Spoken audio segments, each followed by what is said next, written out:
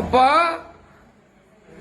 உலகத்தில் பேசும் சிவலிங்கமே, பஞ்சபூத ஸ்தலத்தின் அக்னி ஸ்தலமாக விளங்கும் ஆதிசிவன் அருணாச்சல ஈஸ்வரா, அண்ணாமலையார் பொற்பாத திருவடி கமலத்தில் பிரார்த்தித்துக் கொண்டு மகாசக்தி பத்ரகாளி அம்மனையும் வடலூர் வள்ளல் பெருமானையும் ஞானத்துக்கு தலைவராக இருக்கும் சிதம்பர நடராஜ பெருமான் திருவடியை வணங்கி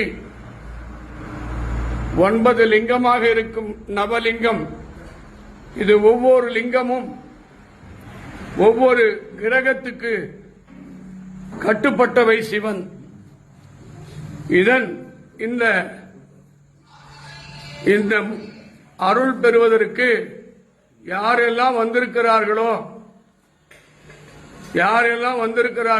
தரப்பா, யாரெல்லாம் வந்திருக்கிறார்களோ அத்தனை பேருக்கும் ஈஸ்வரா, இந்த உலகத்தில்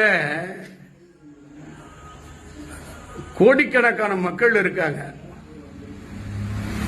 ஆனா இறைவனை எனக்கு தெரிஞ்சு பேச வச்சுதான் சரித்திரமே கிடையாது.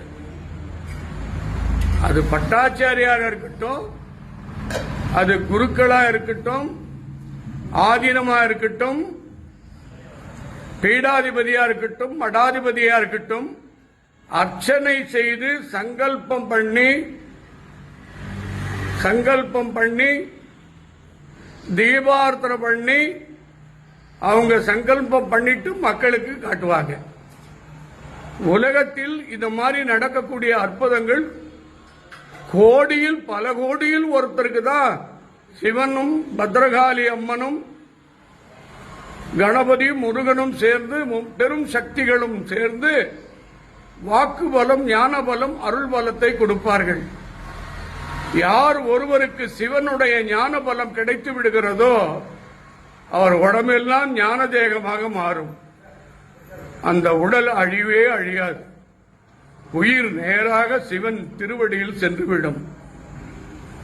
அந்த தேகத்தை, உயிர் பிறந்த தேகத்தை தாய் பார்த்துக் கொள்வாள். எல்லாரும் வேண்டிங்க.